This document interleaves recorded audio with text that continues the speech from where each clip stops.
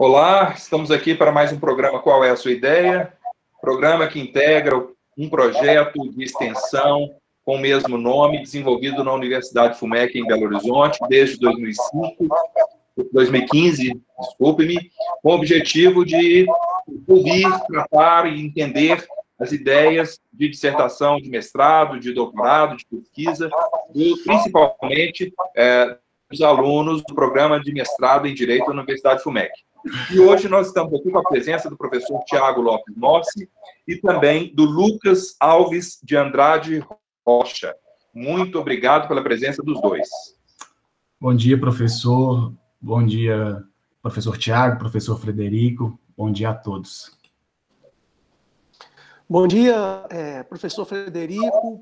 Bom dia, Lucas. Bom dia à enorme audiência do Qual é a Sua Ideia.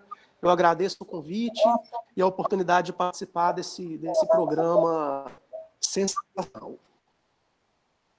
Bem, pessoal, então vamos começar o nosso programa de hoje perguntando ao Lucas qual é a sua ideia, Lucas, sobre o direito à explicação na utilização da inteligência artificial em decisões automatizadas. Então, professor, a minha ideia surgiu a partir do advento da Lei Geral de Proteção de Dados, que, em seu artigo 20, ela possibilita a utilização de decisões automatizadas. Ou seja, o titular de dados, ele tem direito também a solicitar uma revisão dessas decisões tomadas unicamente baseada em tratamentos automatizados. Ou seja, eu vou buscar na minha dissertação o conceito de que seria uma decisão automatizada, os níveis possíveis de automatização e os riscos a quais estamos expostos, além do direito que provém do artigo 20, a explicação quando uma decisão é automatizada. E também, possivelmente, vou trabalhar um pouquinho da responsabilidade civil em caso de danos proferidos por uma decisão automatizada. Por quê? Atualmente, existem softwares, sistemas que utilizam de redes neurais profundas, que são capazes de proferir decisões com base nesses dados, ou seja, os dados pessoais. E esses sistemas, eles podem ser utilizados para várias situações que podem impactar e que já impactam as nossas vidas. Então, eu vou discutir se há um direito à explicação, em que consiste esse direito. Por quê? No Brasil, atualmente, tem algumas situações que já ilustram uma forma prejudicial tomada a partir de uma decisão automatizada. Por exemplo, o Serasa e os bancos utilizam a questão do credit scoring para determinar a taxa de juros e até mesmo a concessão de crédito.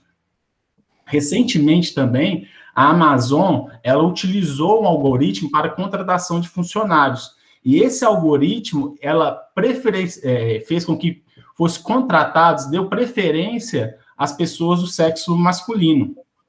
E recentemente também, antes mesmo da vigência da Lei Geral de Proteção de Dados, teve uma denúncia do Booking em desfavor da Decolar.com, que virou até uma ação civil pública. O que a Decolar estava fazendo?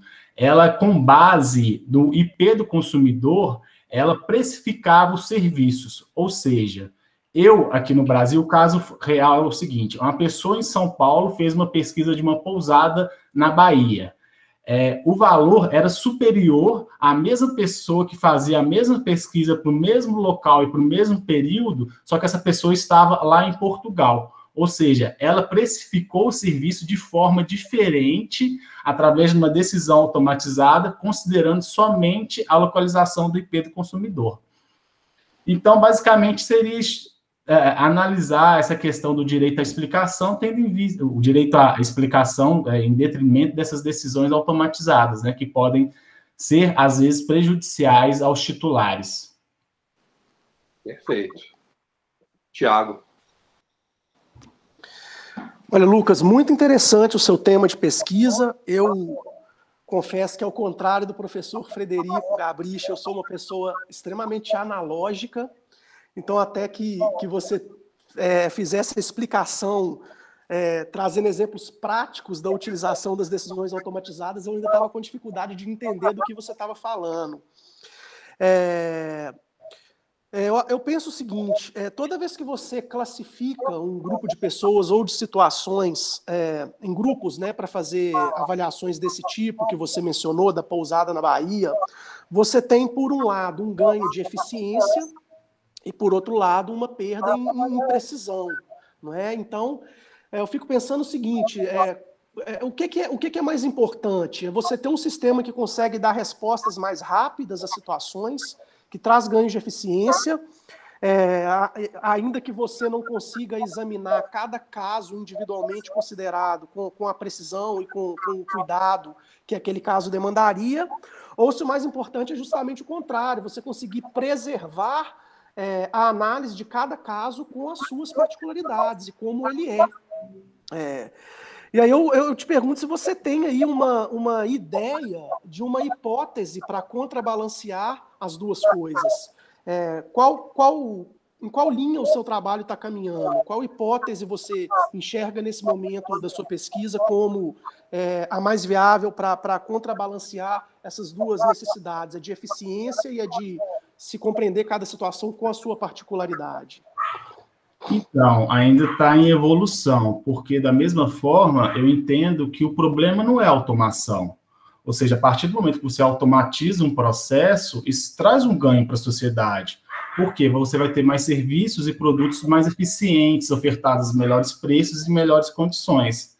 Entretanto, o que eu busco discutir, quais são os critérios utilizados para automação, considerando que, em alguns casos, ela pode ser prejudicial ao titular.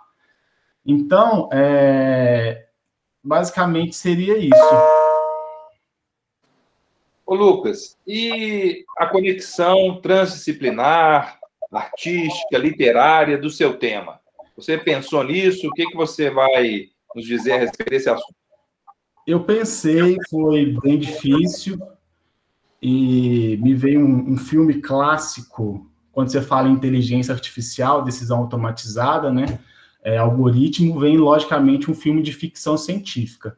E tem um clássico da Sessão da Tarde, da Rede Globo, que é o filme do Will Smith, Eu, Robô, que passa no futuro, lá nos Estados Unidos, onde os robôs estão presentes nas casas das pessoas e obedecem os serviços e possuem 3 leis básicas, que seja, o robô ele não pode prejudicar o ser humano e nem colocar em perigo, ele deve obedecer às regras, às ordens dos humanos, e um robô pode se defender.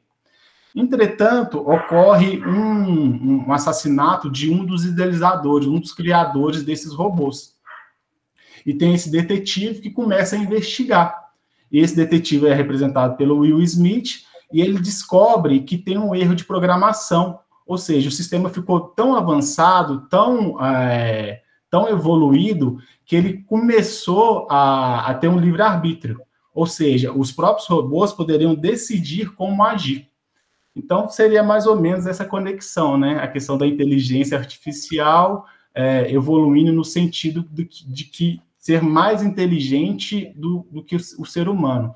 E os possíveis riscos, né, como retratado nesse clássico da Sessão da Tarde. E, na verdade, eu que nasci no ano em que Stanley Kubrick filmou 2001, A Odisseia no Espaço,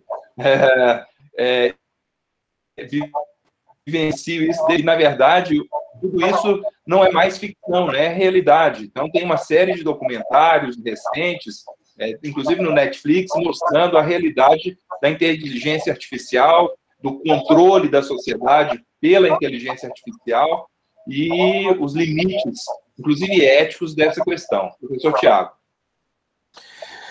Olha, sobre essa temática, tá, me vem à mente duas obras. Uma é um livro recente do Harari, que, na minha visão, é um dos maiores, se não for o maior intelectual em atividade hoje, que é o 21 Lições para o Século XXI.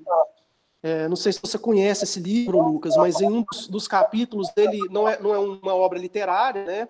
ele é um historiador, mas em um dos capítulos ele analisa exatamente a questão da inteligência artificial e alguns desdobramentos desse processo em que a inteligência artificial conhece as pessoas mais do que as próprias pessoas. Então, ele dá o exemplo, por exemplo, do Spotify, mostrando que em breve o Spotify vai te conhecer tão bem que você não vai precisar mais escolher as suas músicas, ele já vai saber exatamente, ele já vai ter um mapeamento de como você se sente, como você quer se sentir. Então, depois do término de um relacionamento, ele vai te sugerir uma música, e depois uma outra que vai te fazer passar por uma etapa seguinte de superação, e depois uma outra que vai te deixar feliz, sem você ter que fazer absolutamente nada. E analisa também outras repercussões da automatização. Eu acho que é uma leitura interessante para você.